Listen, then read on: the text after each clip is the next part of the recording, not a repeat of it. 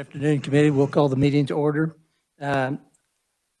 Yesterday, after we adjourned, we found out that a bill had been introduced into the Senate that we can't hold a formal hearing on, but we can have just an informational hearing on. And I wanted to have you give you the opportunity to hear about it and be up to speed on it.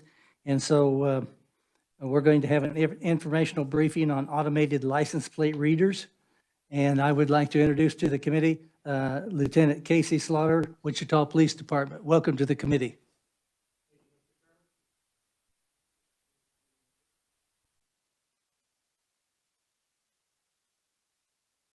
Break it. There we go. All right. Yep.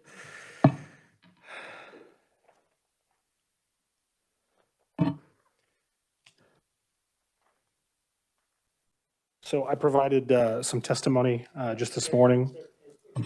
Oh, I'm sorry. My name is Lieutenant Casey Slaughter, and I'm with the Wichita Police Department. And I provided some testimony this morning on the proposed Senate Bill SB 305. I wanted to kind of give you just a little bit of background on our program. Actually, here, let's just do this. We started our license plate reader program in 2014 in Wichita, Kansas, following suit from other agencies in Kansas to include Park City, which is kind of our neighbor, who had had license plate readers for a much longer period than we have. Our program started with 2 plate readers, and these were mobile plate readers. And the difference between mobile and fixed is simply kind of what it says. Mobile plate readers have license plate readers affixed to the top of police cars, and they just drive around the city looking for alerts on other cars, whether that be a homicide suspect or a shooting suspect or a victim of human trafficking or kidnapping, things of that nature. So when we drive past a car or near a car and it reads that tag, it'll take a photo of the back of the car and the tag as well. And then it cross-references that to a known list of alerts from NCIC.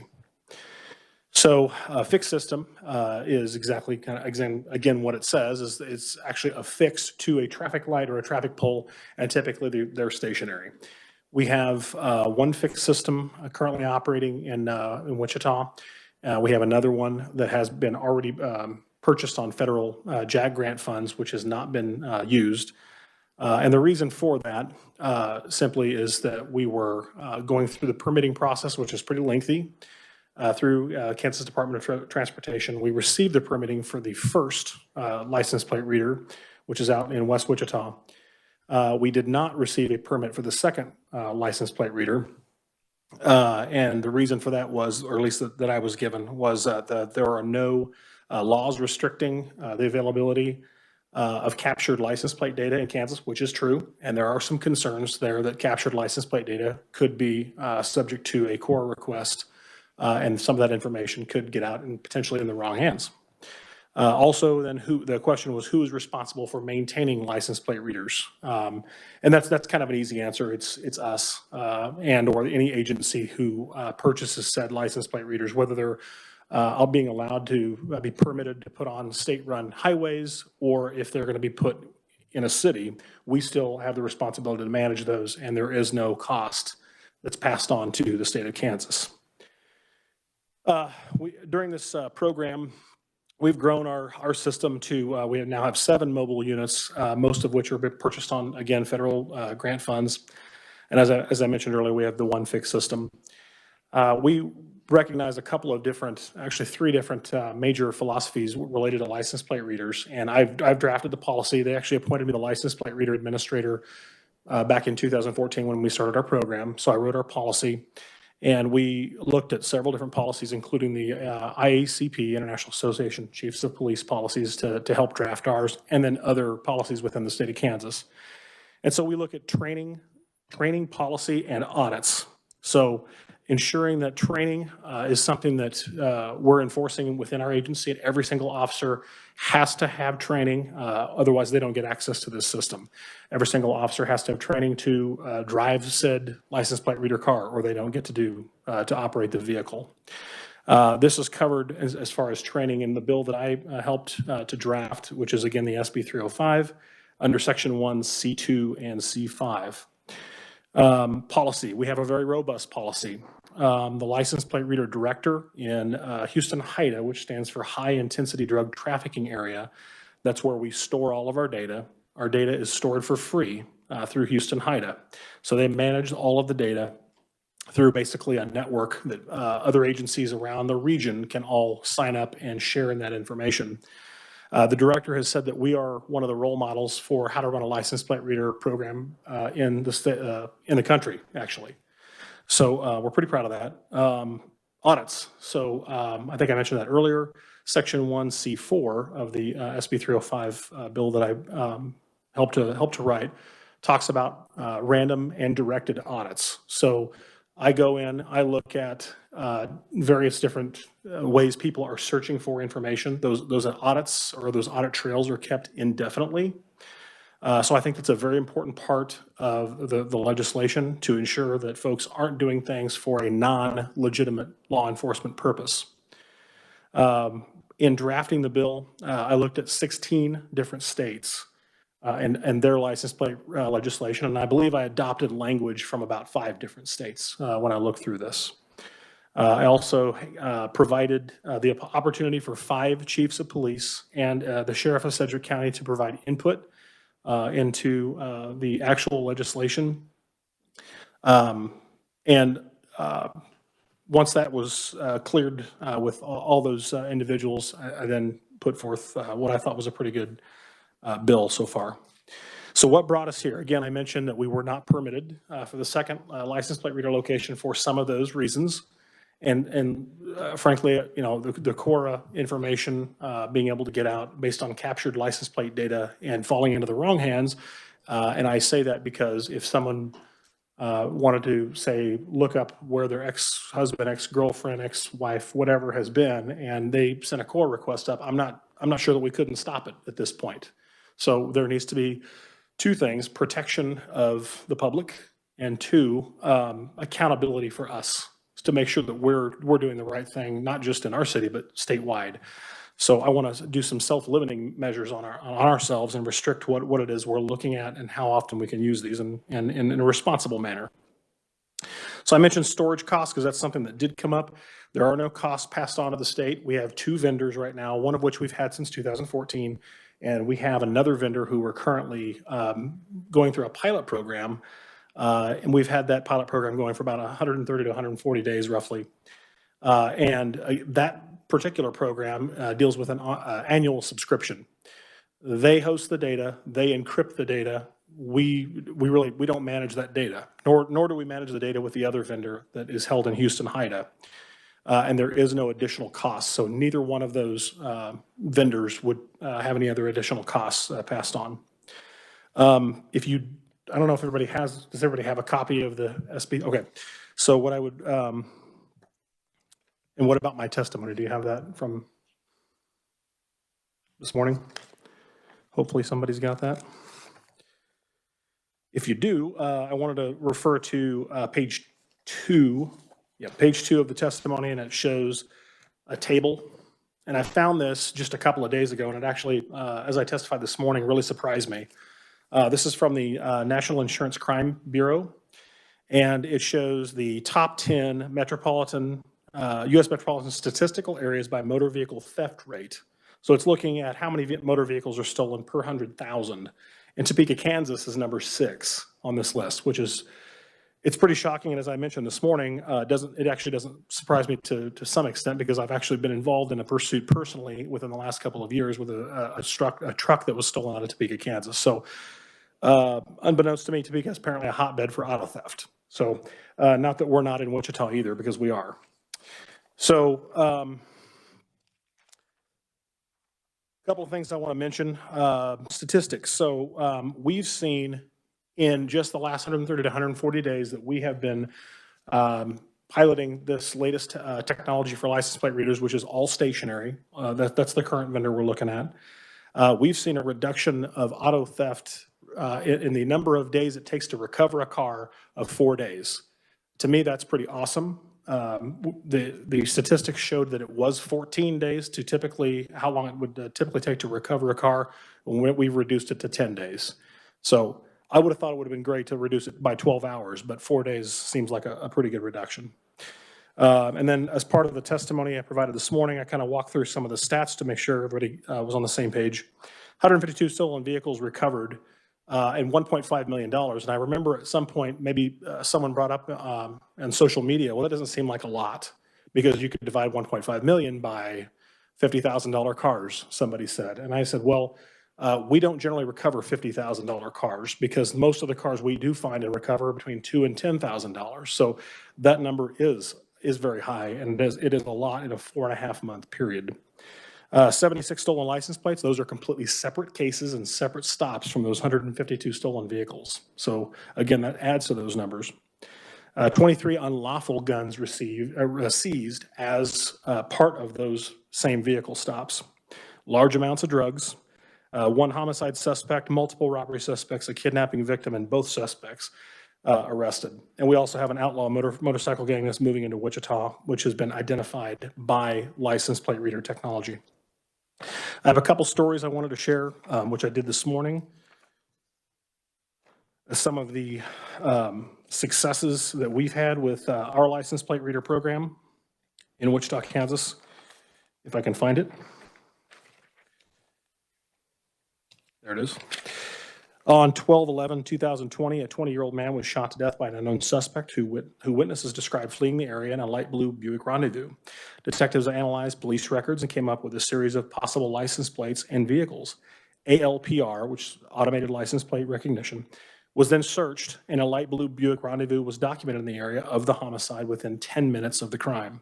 Detectives used this information to locate the vehicle and the suspect, who was formally charged with felony murder, robbery, and juvenile in possession of a firearm. On 12/25/20, 911 call was received for an abduction auto theft from 2001 South Oliver, which was on a blue BMW. And somebody basically went into a gas station and left their 1-year-old child in the back of the car. Auto thieves come along in a Scion, dumps one of the auto theft suspects out. He grabs the car, they leave, and I'm sure he probably didn't realize that there was a child in the car, but nonetheless, that's what happened. ALPR was used and actually located the white Scion, which was used in the commission of the crime. They found the child unharmed, and the Scion was later located, and he confessed and gave up his accomplice, which we got him in custody and got those charges. On 1/4/21, officers used ALPR to locate a VW Passat that was taken in a residential robbery of an 82-year-old female. Victim stated 3 suspects forced their way into her home, knocked her to the ground, causing injury. The suspects took her purse, money, cell phone, and other items before leaving in her vehicle. Officers got a timely ALPR alert in Wichita. Vehicle was located and 4 suspects were taken into custody without incident. Suspects were interviewed by detectives. 1 suspect implicated the other 3, and all 3 were booked and later charged for ag robbery, felony theft, and battery. The last one's a little bit longer, but I'll just give you the short version. Just recently, within the last couple of days, we charged a burglary suspect because of 1 license plate reader hit, which blew the case wide open. It was a serial burglar, and he got charged with 30 of 33 cases, 70 of 74 charges, which were 50 felony and 20 misdemeanor charges in Sedgwick County. And that was because of 1 license plate reader alert. So the program has been extremely successful, and that's probably an understatement. Some concerns that I've had in license plate reader programs, particularly in Kansas, is commercial data collection. And that's something I addressed in section 1A2. Commercial data collection, we have private vendors, and maybe we have them here in Topeka, I'm sure we do, that will drive around and say just a nondescript Ford Taurus, and they'll have license plate readers on the back of that, and they're collecting data for tow companies, repo purposes, financial institutions, and who knows what happens with that data? I don't know either, and my personal opinion, it's not okay. So I wanted to address that as far as the commercial data collection, and we certainly can't sell any of this data for any kind of commercial reason. So that is addressed in the law. Core request for data, we kind of talked quite a bit about that earlier. That's addressed in section 1F. And then the physical locations is an amendment I wanted to try to add on to the bill to protect the physical locations of the actual license plate readers, because we certainly don't want to tell all the bad guys where all the cameras are because we've already had one stolen and we've already had one vandalized. If they knew exactly where the LPRs were, they would just drive around to their streets and circumvent the entire process. I'll leave you with some of the pros, and that is that it's a force multiplier. That's plain and simple. I can take an officer and pay him to stand out on the street corner, write down everybody's license plates and take photos, and then we'll put it all in an Excel spreadsheet. But it takes a very long time to do that, and we would pay a lot of money to do that. Whereas I can take one license plate reader and stick it up at that same corner, and it's doing this fast and efficiently and running it against that hot list, and potentially we're solving crimes extremely quickly. And then objective evidence. These license plate readers don't collect any personally identifying information. There's none going back and forth from Wichita, Kansas, I can assure you, because it's against our policy. Plates and vehicle descriptions is all that it does collect, so it doesn't see skin color, it doesn't see race, it doesn't see anything descriptive about a particular person, and there's no live feeds on these, so we can't monitor video. It's not like video surveillance. It takes a still photo of the back of the car, and then once the retention period is over, all of that data is destroyed.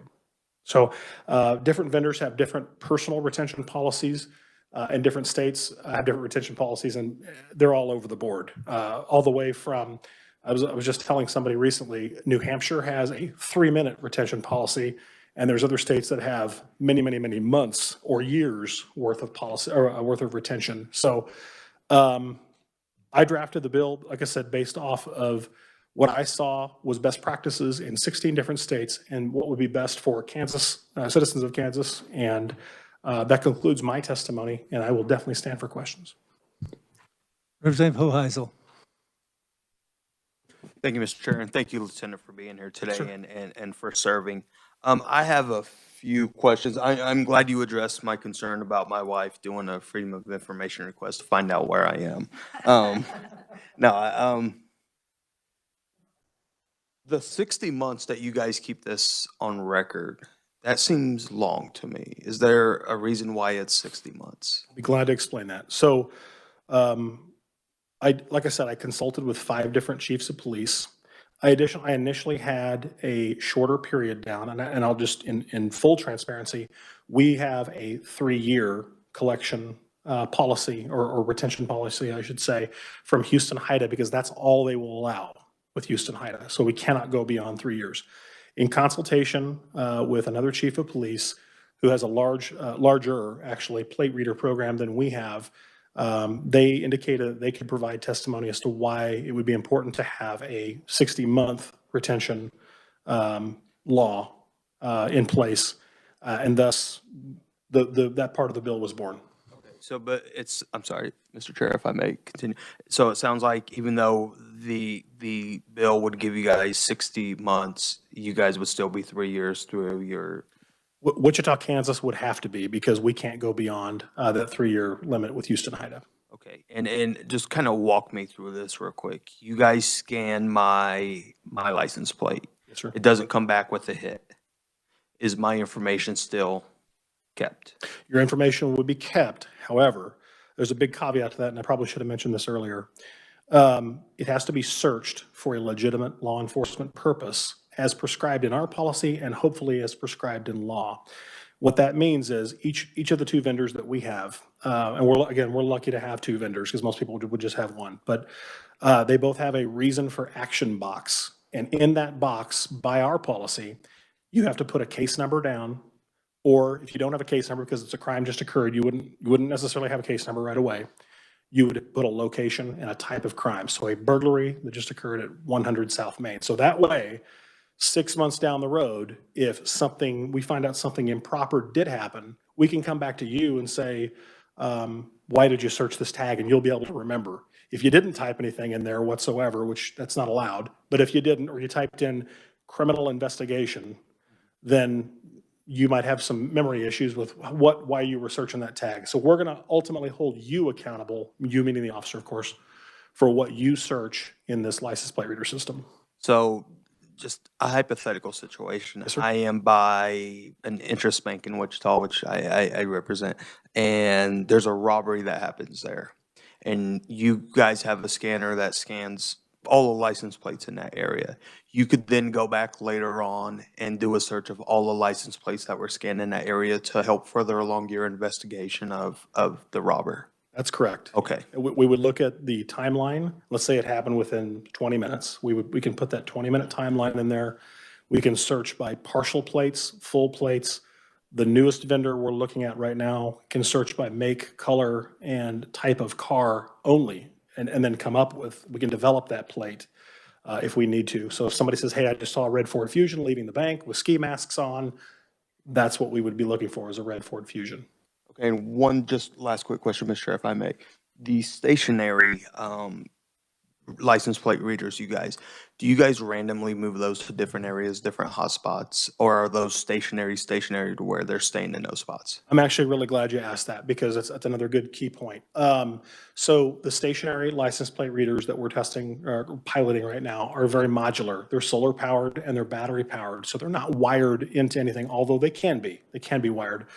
So we can move those as crime hotspots go away. So when we look at heat maps and crime data-driven analytics, if you overlaid that right over the top of the city of Wichita, it almost mirrors exactly where we have stationary license plate readers. And when those crime hotspots are gone, we'll move them to another area that is exhibiting serial crime.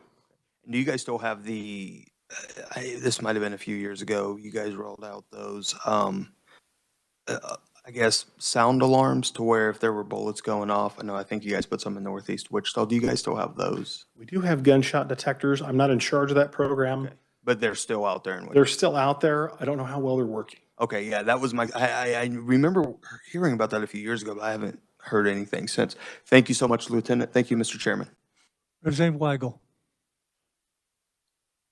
Thank you, Mr. Chair. Thank you for your presentation. Yes, sir.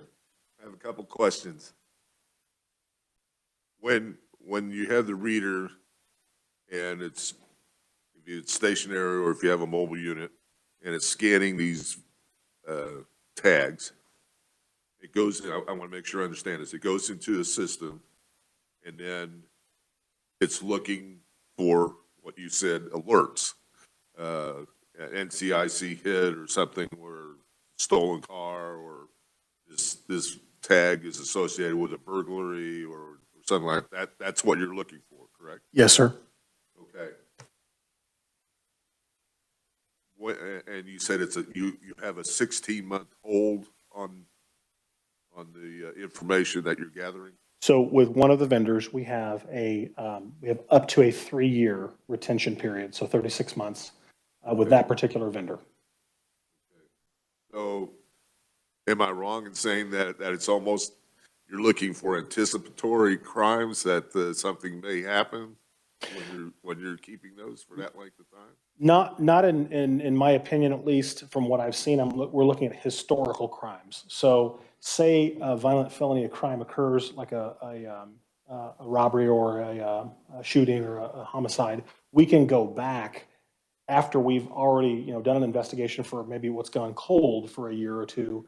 And then if we had developed something later, we can go back and say, wow, that car was right there 5 minutes from the crime or at the crime scene. But again, it's all dependent upon whether or not a license plate reader saw it. So I tell everybody, we've got 7 license plate readers that are mobile, but that's subject to whether or not you actually drove by that location and made visual contact with those license plate reader cameras. And when you said that, if I may, I want to expand on a little bit. You're using it for legitimate law enforcement use, and then you said that there are private companies or vendors that are using this for repos or some other type of activity. Do they have access to the same system that Wichita PD or any other law enforcement?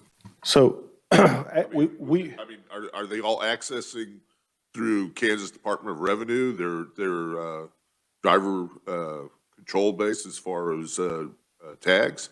So it's a multi-part answer, if you don't mind. So when we were first demoing and doing some different pilot programs with multiple vendors back in 2013, 14, in that area, we looked at a vendor that also sold that part of that, which was the commercial private data. And those folks who were going around gathering those tags would report back to law enforcement. So we had all of that data being collected.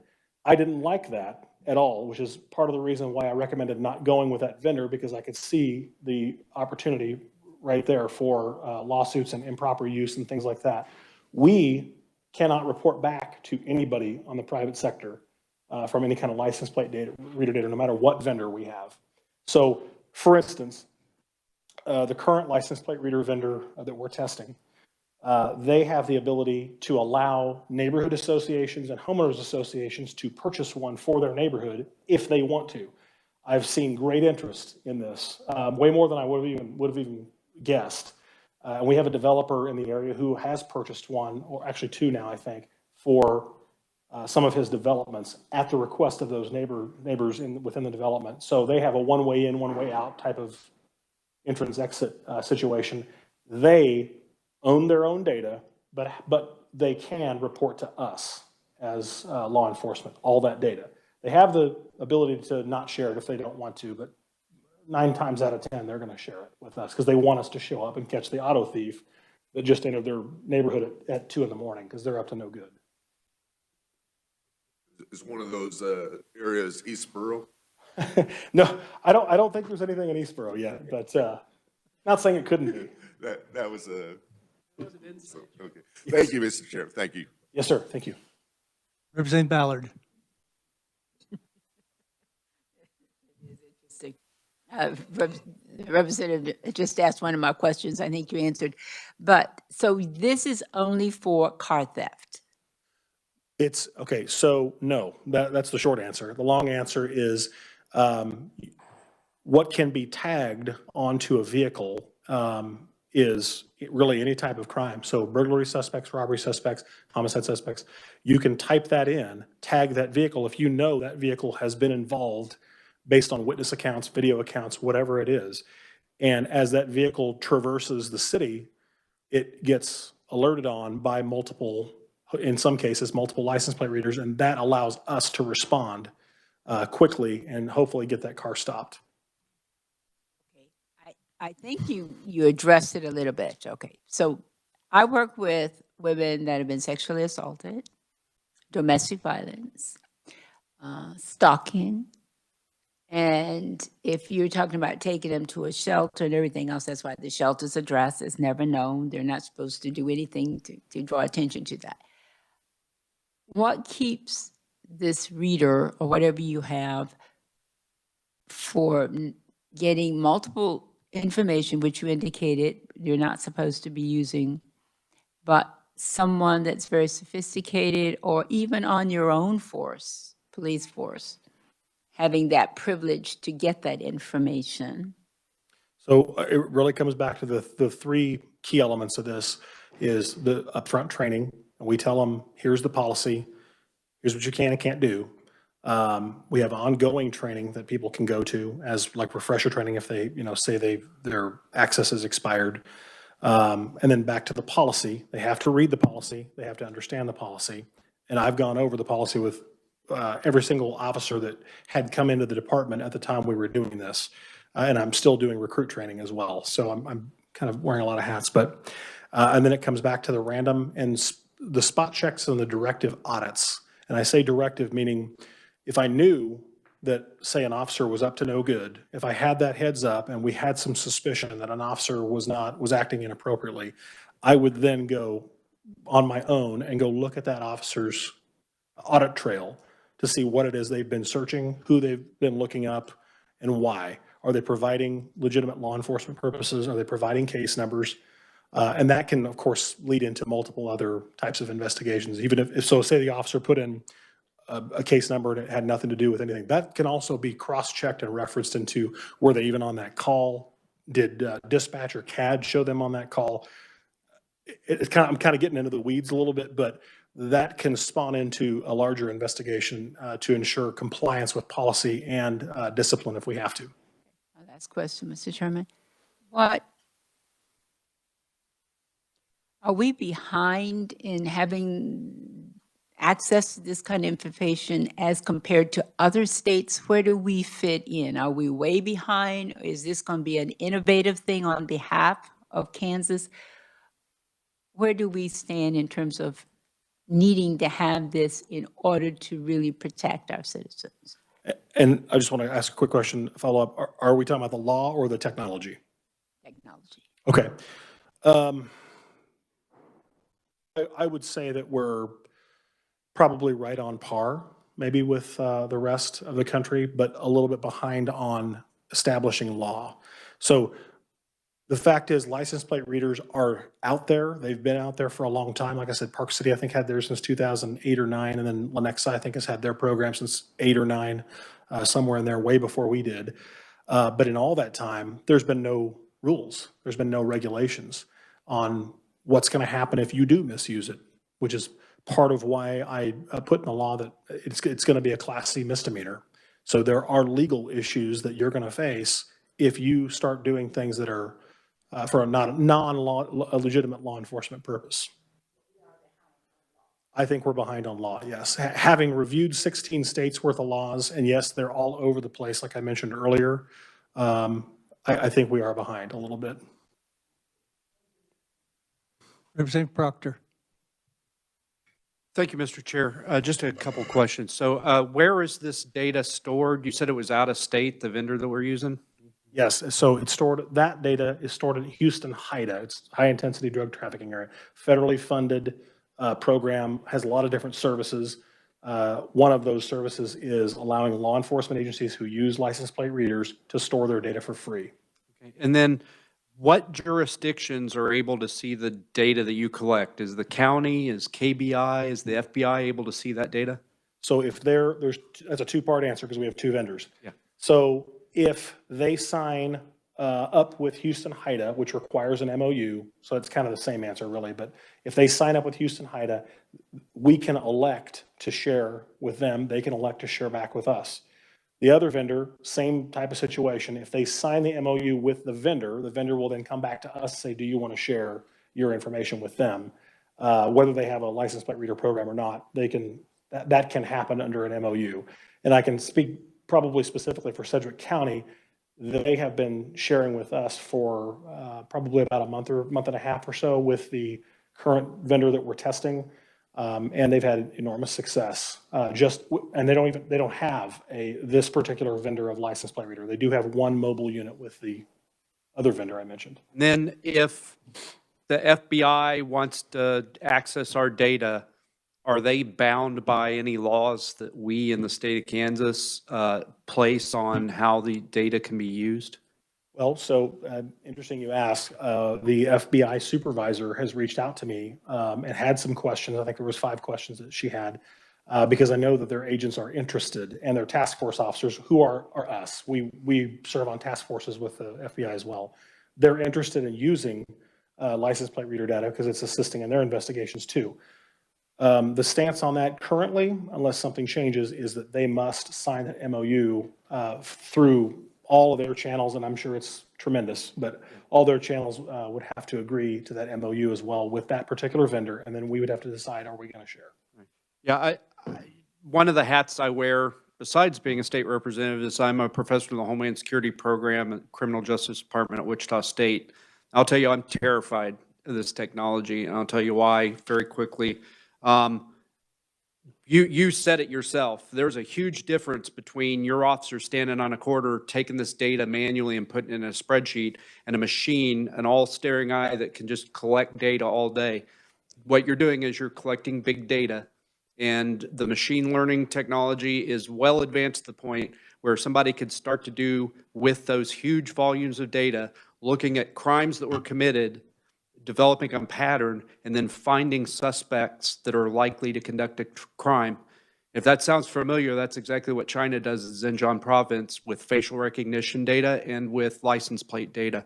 And so I don't mean to in any way imply that that's your motive in supporting this bill. I think that your motives are pure, but federal government will have access to this information, and and it's going to be on file for 60 months, and that terrifies me.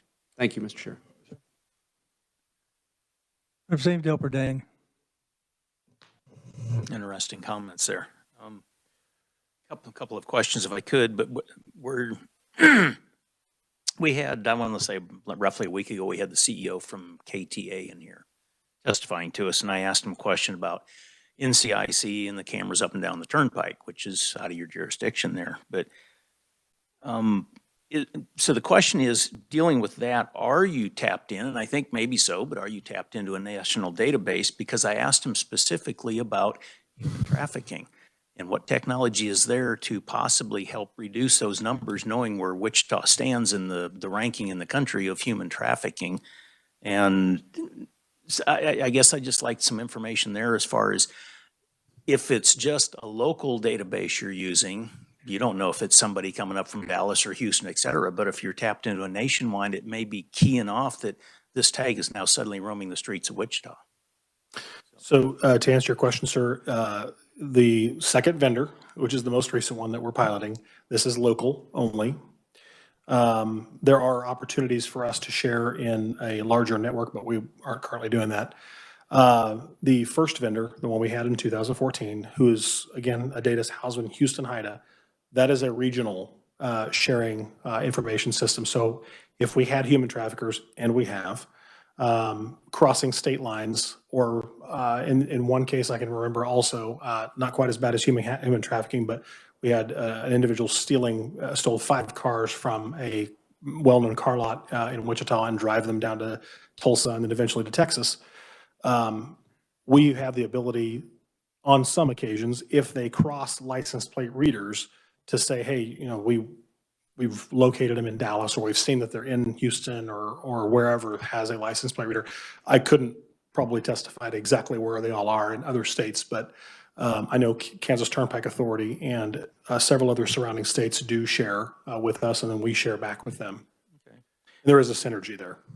And then over to stolen vehicles, about how, do you have a number for what was stolen, I'm going to say annually or last year in Wichita Metro? I don't think I would have the answer to that to speak intelligently. I can get it to you, certainly. And you'd think, as the auto theft commander now, I would have it, but I've only been the commander for 2 days. Oh. So, Okay. yeah. That's the reason I was asking you that. I will get that. Yes. Okay. The answer would be a lot. I will say this, auto theft, I just looked at the CompStat report this morning, so I can at least speak to this. Auto theft is on the rise and has been for the last 5 years. So we are still way, way up over a 5-year period when you're looking at month versus 5 year, 6 months versus 5 year, et cetera. However, in the last three and a half months, we've been significantly down almost every month.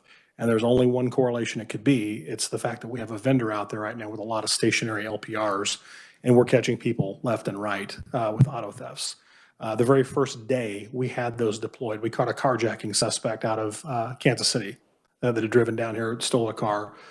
We approached, and there was some other random guy on a bicycle near that truck, and he happened to be a parole absconder. So just wrong place, wrong time for him. But needless to say, we've caught a lot of folks using license plate reader technology. Okay. And then, so you've only been in that position for a couple of days. Just as the auto theft commander. I've been the license plate reader administrator since 2014. If I could just put a bug in your ear, this was fall of 2019. It was at 13th and Mays. The individual's name was Dow Summers. He's in my district. Had his vehicle stolen from his garage. The guy is mid-80s or so. Called Wichita PD specific auto theft, tried to report it. They wouldn't even take the report. They said, we get so many vehicles stolen here, it's just another one, it's gone. He contacted me. I drove him down to the station, and we went through at least 3 officers who did not want to even take the report. I witnessed it firsthand, so I hope that is changing, if anything, just for the perception of the people out there that we're supposed to be serving. Well, that's extremely concerning. And I agree, that's not right. You have a couple of mechanisms to report auto thefts now, and that's one through Case Desk, which is you can just do it right over the phone, and it goes right into the system. And once it's in the system, those LPRs are automatically looking for that vehicle. And then 2, again, like he can report it to any officer or at the station. Auto theft, I would tell you, generally is not the best mechanism to report it, simply because those are detectives and they're involved in all the follow-up from all the other reports that are coming in. And I would tell you, just in the couple of days I've been there, it's astounding the number of auto thefts we have a day in Wichita to assign out to detectives. I can tell you it's 2,000 at least a year is what I was told just before from my predecessor who occupied the position. And we have 5 detectives. So 2,000 auto theft cases or more. May I continue, Chairman? Okay, just a couple more. I'll keep it short. Previous years, I've served over on the Corrections Committee, and we've heard from several, but one of the laws we looked at was in specific to auto theft. In Kansas, if there's a difference between a felony and a misdemeanor on if I'm planning on a permanent deprivation of the vehicle versus a temporary. Have you, with only 2 days, I'm sure, but have you seen that play in where people know that and they can, it's up to us to prove they were going to permanently deprive a person of the vehicle versus letting them off on a misdemeanor and they go out and do it again? So yes, is the short answer again. In a different day and time, and maybe my younger, maybe not quite as bigger days, I will actually chase people doing this kind of crime. I will tell you, it's getting more and more difficult. It seems like to charge people with a permanent auto theft crime, and a lot of folks are getting away with this criminal deprivation because they're saying, "Well, it wasn't my car. I didn't steal the car. Somebody gave me the car." That's always what seems to be the answer. I have heard recently, and maybe you could clarify that there's some truth to, there may be some legislation coming through that says if you're involved in an evade and elude, a car chase, and you're driving a stolen car, it's an automatic felony. I hope that's the case because I would tell anybody who would want to listen that if you're running from us in a stolen car, you intended to keep that car. There's no intent to, shortly deprive the owner of that vehicle. You're trying to keep it.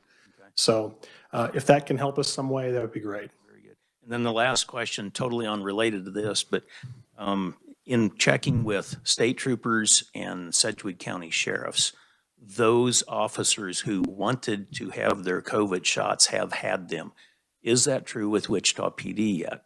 Yes, we have had that opportunity. I've got both vaccines or both shots for the vaccine for myself. And we had a very long line of people at our police academy who did get the COVID vaccine. That just recently happened then? Just recently. Okay, because there's been some of us here fighting to make it happen, but it's been very disheartening. And we appreciate that. We're trying for you. So, okay, thank you for being here. Thank you, sir. Representative Hilgerson.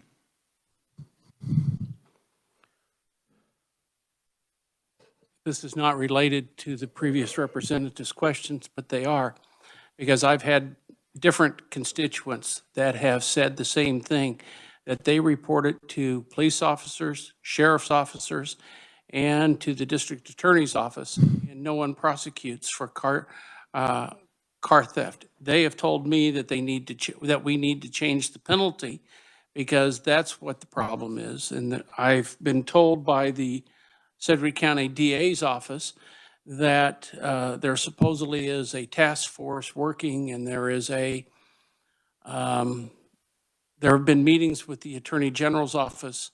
I mentioned to you, because I'll ask you for a card following this, that it's something that's starting to boil up. That and catalytic converters in Wichita, where they steal those in a matter of a minute or 2 minutes with a cut saw and, can sell them for whatever, $200, $300, $400. So it's a little unrelated, but we both have had the same problems in Sedgwick County. Let me go back. You mentioned that you only have one fixed or 1 or 2 fixed cameras, and then you have several others, portable. I'm assuming that the ones that are stationed above intersections are on a totally different system. They are, sir. Are they connected at all with the cities? I'm looking at, is it a city system? Yes, so it's the city purchased these under federal funds. It's the vendor we've had since 2014. Sorry, I know it gets confusing because we got 2 vendors. Okay. But yes, those are city owned. And yours are city owned? Yes, sir. Are they at all intermixed? Between the 2 vendors? Not between the 2 vendors, the information. The information can be shared through the Houston HIDA network regionally and in our small area. So Goddard, Mulvane, Park City, Sedgwick County, us, we can all share, because we all border each other, and we're part of the Houston HIDA network. What I'm referring to is your units of getting the license tags.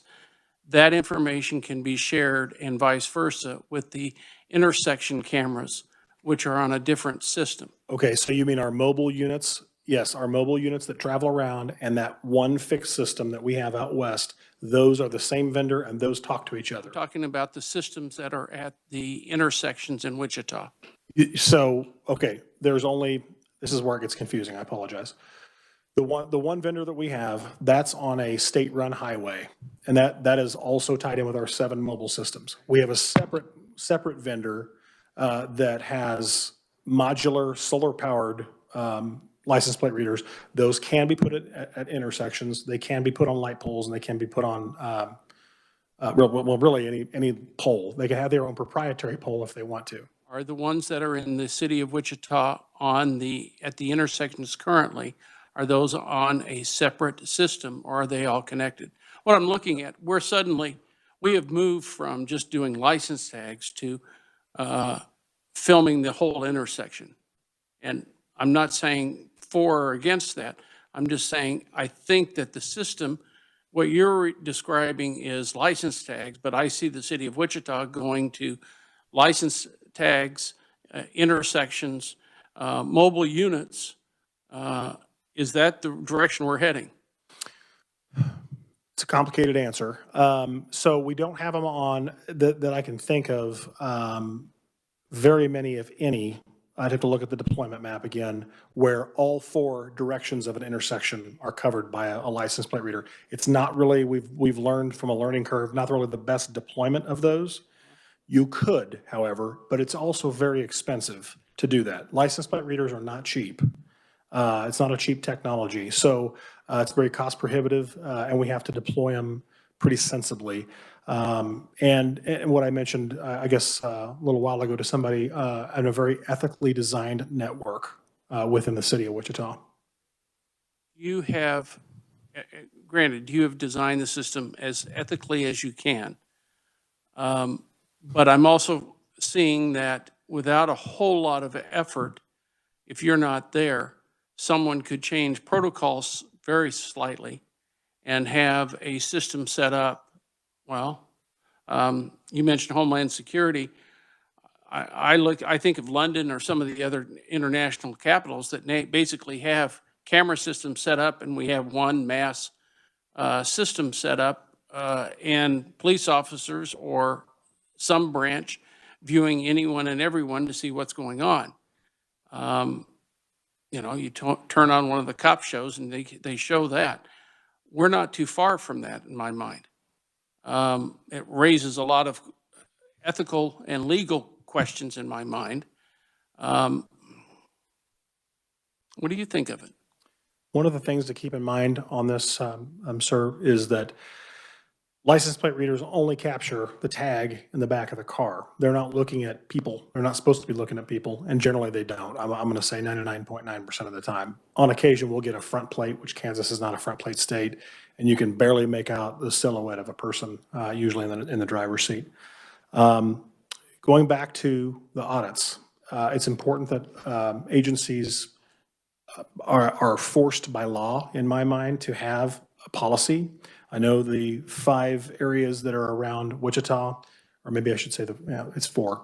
4 areas around Wichita have adopted a policy very similar to ours because I believe we have a robust policy that's gone through several reviews over the course of several years. And then it comes back to being able to know through those audits and spot checking and directly checking what are people looking at and why are they looking at it, and making sure that they're not looking at things for a non-legitimate law enforcement purpose, which I did address in the bill, which is also addressed in our policy as well. So those are the key points in mind, for me at least. And I would probably leave you with, I guess, this. We want to really stress that we're trying to hold ourselves accountable as law enforcement so that we restrict this and put some kind of rules on this to address exactly what you're saying. And we want to also protect the data, protect the public from unlawful disclosures of data or data that would be disclosed for a humiliating type purpose, which shouldn't be disclosed.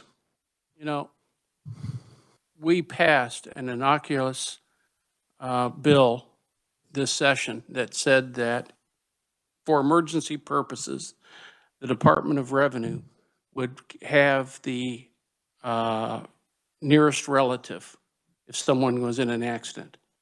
That is a database that'll be set up by the Department of Revenue that will be available to all police officers. So if I'm a police officer and I see a license tag, I can type in that license tag and I not only get the information off of who owns the vehicle, but I can also get their next of kin or the related individual. You know, you can see how quickly information becomes available and how it can be tied or linked, and what kind of protocols do we develop to protect that and to protect everyone. Definitely understood, sir. Thank you. We've got several with more questions. I would like to point out that this is something that's going on now. These readers are being used. What we're discussing really today is the possibility of setting something up down the road that would limit what can be done with the data and put into statute to protect the people and hopefully have it work the right way. I would, next question, Representative Seibert. Thank you, Mr. Chairman. Can you hear me? I can. Appreciate this, and I want to say thank you to the officer here today. I think he's actually been grilled more today than the guy that stole my car and was deported 3 times. I know you got a tough job, and I appreciate what you do, and I'm behind you 100%. I think a lot of people have never been broken into, had the sanctity of their house broken into. I represent West Wichita, clear to Cheney Lake, and then to Hutchinson. I live down by Cheney Lake. We've been broken into 3 times in the last 3 years. I had a car stolen, a vehicle stolen, a lawnmower stolen, a trailer stolen at different times. And I don't think people appreciate what you guys have to do. And I do. None of them have ever been charged because there's always a technicality in the law. And you guys did what you did. The guy that broke into one of our buildings on the farm, he stole 3 vehicles that weekend. And before they got the paperwork done, when they caught him, they released him on a $10 bail. I appreciate what you do, and I know it's tough. And hate that until people find out what it's like to have something, the sanctity of your home, to know somebody's been in there while you're gone or while you're there, worried about whether it's ethical or not. And although I did have my daughter arrested for an expired tag, and she had the tag sticker in the glove box from an overzealous city cop in a little town, that was all resolved. Those are the problems that everybody has. But I do appreciate what you do, and I think some of this will work because I live down by Cheney Lake, and 2 or 3 o'clock in the morning, you hear cars racing by that are not from our area. And I don't know how you even combat it. But the guys there's 4 people broke into neighbors' houses that night and stole 3 vehicles. And then I can see how frustrating it must be for you, but I would like to help you any way I can to be able to track these people and not worried about some of the things that have been brought up today. But I do appreciate your service for our community. So with that, Mr. Chair, I'm sorry if I got a little off there, but until you've had somebody in your house 2 or 3 times while you've been gone, what if he would have been there, or my wife would have been there, because I was up here 2 times, and that scares me. And thank you, officer. I appreciate your job. Be happy to visit with you too anytime you want, because Mr. Easter and I are pretty good friends. We've talked about the same issue. Thank you. Thank you, Mr. Chairman.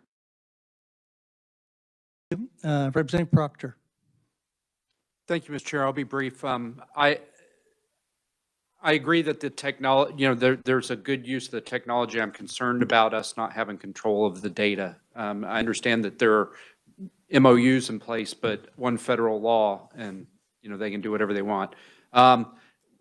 This organization that right now is storing our data, would it be possible to replicate that in the state of Kansas so that we can maintain sovereignty over the data that we're collecting, and then our laws would determine what we could and couldn't do with that data, and how much, I mean, do you have any idea how much it's cost, and, whoever's storing our data now? So the answer to that is I don't know how much it costs. I know it's going to be expensive, certainly, to do that. It can be done. That's the answer. It can absolutely be done in the state of Kansas. We would have to tie into our own server, essentially, throughout Kansas. Yes, sir. Representative Ballard. Mr. Chairman, you mentioned that the reason we were having, this hearing is so we can determine what it is. This is really just an informational hearing so that you have an opportunity to get a heads up of something that is over in the Senate and they're working on now. We don't have a bill to hear at this point in time, but this gives us a jump start on that. So you all have a little bit of a heads up and be ready if we bring it. For that, I want to thank you for that and for this testimony, because when you asked me, was it technology or was it also the law? And you gave two specific answers. We are behind on the law. I don't think a state or a city or a county can afford to be behind on the law, because that's going to affect another human being, whether it's a woman, whether it's a child, whether it's whoever. I think we have to make sure we are current with the law. And if we can put the technology that we only keep what we need in order to be able to prosecute properly or to hold them with, whatever we need to do, then we need to sync those two. But I would never let the fact that collecting that information would be the bigger factor. The factor is be specific about what we need, because that's what the FBI, that's what the police, that's what they ask for. Did you go beyond what you were supposed to get? And I think once we do that, then we can catch up and be in keeping with the law, because our job really is to help protect people. Thank you, Mr. Chairman. Representative Hoheisel. Thank you, Mr. Chair, and this may be a question for you. Is there a possibility that we have a meeting next week to perhaps work the Senate bill? Is that a possibility? That could be a possibility. I really don't know at this point in time. Okay, I didn't know if that was, I guess, and I know we're treading carefully here, if that was the route we were going to take, and if we had an opportunity to perhaps craft some amendments. But if there's another route that's happening, that's perfectly fine as well. I was just curious about what the plan was. Thank you, Mr. Chairman. Don't really have one at this point in time. But we're trying to get everybody up to speed as much as we can right now. Absolutely. Thank you, Mr. Chairman. At this time, Deanna Williams with the Department of Revenue is, I believe, on the line. Do you have any questions, or do you have any comments?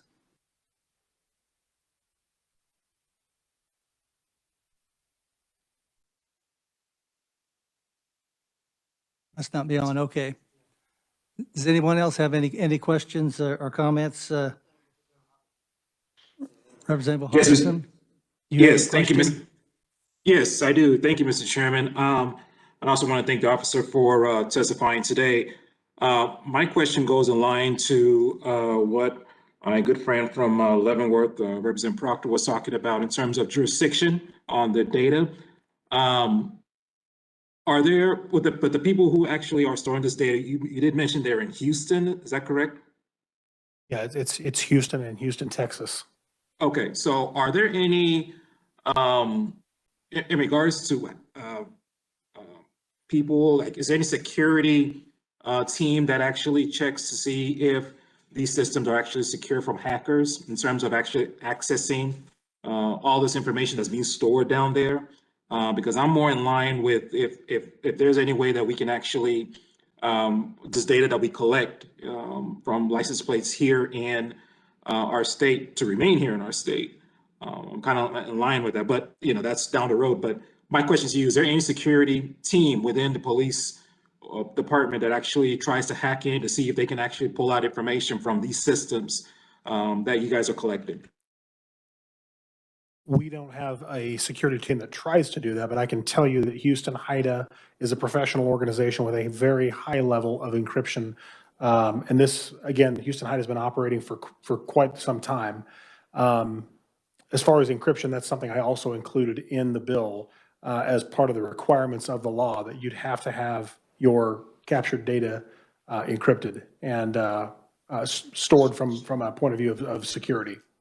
Okay, so another question. There hasn't, to your knowledge, I know you said you've just been on, but to your knowledge, has there been any breach in terms of security failure in regards to the software or database? There have been absolutely no breaches that I'm aware of, sir. Okay, that's all I have, Mr. Chairman. Thank you, Mr. Chairman. Representative Jacobs. Thank you, Mr. Chairman, and thank you, sir, for your attendance and being here. Sir. My only concerns is maybe the breach of information on, and what I mean about this is, like with our constitutional liberties with the Fourth Amendment or the Kansas Bill of Rights in Section 15 on the seizure of information and collecting data on individuals and citizens, and just the long term of 60 months again. And believe it or not, I don't always put my faith in government or in the federal government, especially as that. And by making pacts or whatever with the FBI and just seeing the collection, the immense collection of big tech in these days, I think that's a big concern of many citizens. And I think it's a valid concern on just the storage and the data that comes about. It could be today just the simple things as reading a license plate, but then it begins to read individuals' habits and their patterns and so on, and making profiles. So I think that's a big concern of mine. So, but I do appreciate this hearing, because you watch TV and sci-fi or read 1984, and here we are. So thank you. Yes, sir. Any further questions? Representative Weigel. Thank you, Mr. Chair. Just to put this into context, if you have a Wichita PD patrol officer who's out driving around, doesn't have the read, just him, and he sees a car, maybe has a hot sheet, maybe doesn't, or maybe he was a roll call, and they said red four-door Ford with a partial plate. Well, he sees that parked in front of him, or he's at a stoplight. Runs it NCIC, run 2829, come back with a hit. Stolen, or the person that's in the car fits a description of a robber. So he stops him and does whatever he has to do. That's okay, right? I mean, that goes on pretty much every day. What I was talking about earlier was, and I think a lot of other people are talking about, is you're storing that for 16 months or longer, and it's what the other representative said, and you know, I'm not going to go into much detail about things, but known drug locations, targets of opportunity that have been hit before, what we call stop and robs, and things like that. And I kind of understand that people are going to show up, and you'll see that, as the word somebody said, it was a trend or a pattern, and so that's a good thing. That's good police work. But when you get caught up and you have all these other people that are just showing up there and then leaving, and all that's in that database, and I think what Representative Parker was talking about is what's happening with all that in the meantime. And I think that's what I think that's what everybody's kind of talking around. So, but it's a good thing when you're in a patrol car and you're driving down there and said, give me a 10-28-29 on this, and you get a hit, then that's good police work. So I can see it both ways. So I just want to make that comment. Thank you. Yes, sir. Any other questions, comments? Seeing none, Lieutenant Slaughter, thank you very much. We've kind of put you on the hot seat for quite some time, but you've handled it well. You told me this morning earlier that this was your first time up here. You've acted like a pro, and you are a pro. Thank you, sir. Thank you. Thank you, Mr. Chairman. Thank you, committee members. I appreciate your time. Mr. Chairman, Yes, Representative Seibert, yes. could we get his card so we can talk to him individually if we'd like? I'm sure we can. We can get his contact information. Okay, great. Thank you. And I will thank you, Ken. definitely You write did a it great down. job. Thank you, and I appreciate your support, sir. I will write it down. As I said, I've only been in auto theft like 2 days, so I don't have a card. We'll get your information, then we'll send it to our committee then. Thank you. Yes, sir. Thank you.